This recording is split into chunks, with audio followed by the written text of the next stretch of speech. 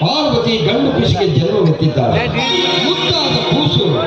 ಈ ಕೂಸು ಚೆನ್ನಪ್ಪ ಗೌಡನ ಹೇಳಿದ್ರೆ ಒಪ್ಪಬಹುದೇ ಜನತೆ. ಇದೊಂದು ಬಿಡಿಸಲಾಗದ ಸಮಸ್ಯೆ ಬಂದ್ಬಿಟ್ಟಿದೆ. ಏನ್ ಬರೋದು?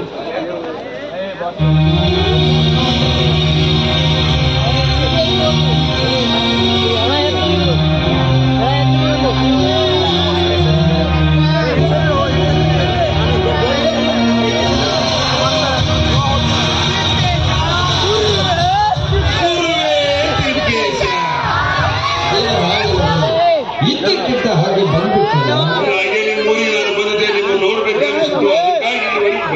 ಸರಿ ಸರಿ ಹೇಳಿ. ನೋಡಿ, ನೂರಾರು ರೋಗಿಗಳ ಪ್ರಾಣ ಉಳಿಸಲೆಂದು ನಾನು ಪ್ರತಿಜ್ಞೆಗೈದ್ದೇನೆ.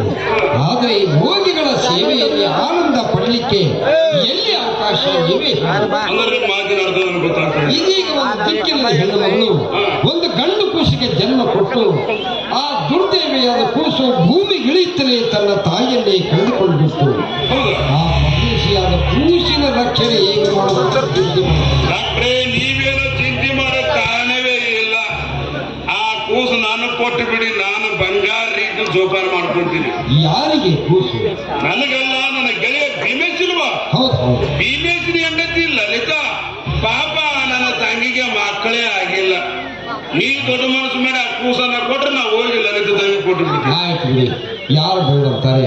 ಆ ಕೂಸನ್ನು ಉತ್ತಮ ರೀತಿಯಿಂದ ಬೆಳೆಸಿ ವಿದ್ಯಾಭ್ಯಾಸ ಅದಕ್ಕೆ ಕೊಡಿಸಿ ನನ್ನ ಹಾಗೆ ಒಂದು ಆದರ್ಶ ಡಾಕ್ಟರ್ನಾಗಿ ಮಾಡಬೇಕೆಂದು ನನ್ನ ಆಸೆ. ಕೂಸಿಗೆ ವಿದ್ಯಾಭ್ಯಾಸ ಎಲ್ಲ ಕಲಿಸ್ತೀನಿ. ಕಲಿಸಿದ ಮೇಲೆ ನನ್ನ ಹಾಗೆ ಚೇರ್ಮನ್ ಹಾಗೆ, ನಿಮ್ಮ ಹಾಗೆ ಬೇಡ, ಡಾಕ್ಟರ್ ಆಗಿ ಮಾಡಿ. ಸರಿ ಸರಿ. ಸುಂದರ